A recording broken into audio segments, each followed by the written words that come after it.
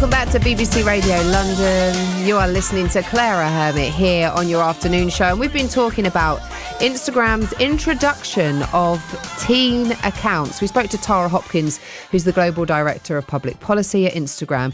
And of course, we were talking to James Erskine, who's still with me here in the studio, who's the founder of Rocket, an award-winning youth and parent marketing agency. And James, we've been talking about these accounts and, you know, why it might be now that Instagram's chosen to introduce them. As Instagram has done this and maybe got ahead of some of the legislation that's coming in the UK and in Australia and the US, as you quite rightly said, do you think other social media platforms are now going to follow suit?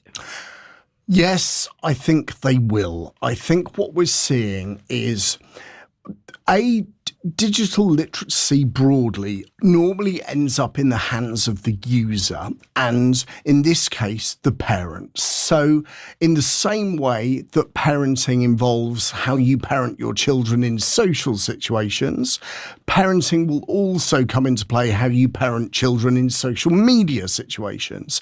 But yes, I think without the support of the platforms, and as I was pointing out earlier, some are more developed than others, YouTube Kids is a really good example of a network, of a social platform, of an online enterprise doing something for a younger audience.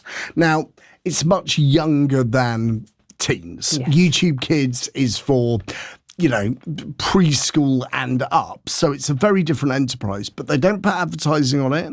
They make it a very, very safe brand experience for children to engage with content. But I do think that that is something that other social networks can look towards. So what can TikTok do? What can X, formerly Twitter, do? What can Snapchat do to control the content that is being seen? But I think the most exciting thing of the teen accounts were one of the things that you brought up in the interview with Tara, and that was, what controls and reporting do the parents see?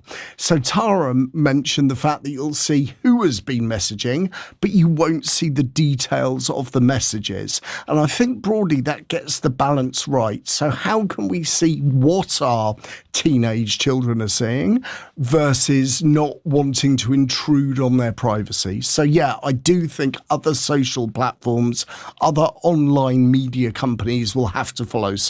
James, thank you for being with us this afternoon. It's been great to chat to you. It's been great to chat. Thank you. No worries. That was James Erskine there talking to us more about these teen accounts that we have seen Instagram introduce. You are listening to Clara Hermit here on BBC Radio London.